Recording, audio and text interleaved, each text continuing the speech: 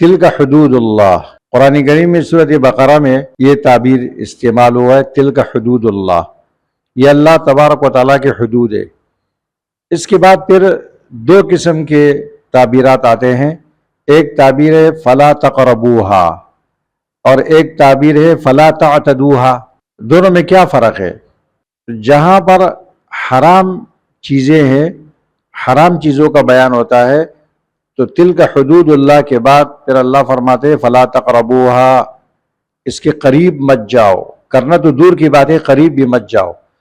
تو یہ حرام امور میں یہ استعمال ہوتا ہے۔ اس کے بعد جو کام ذکر کیا گیا ہے جس سے اللہ نے منع کیا ہے وہ بالکل حرام ہوتا ہے۔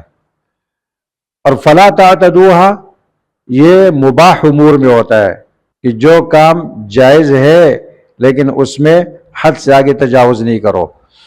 تو فلا تقربوہا کی تعبیر امور محرمہ میں ہے اور فلا تعتدوہا کی تعبیر امور مباحہ میں ہے۔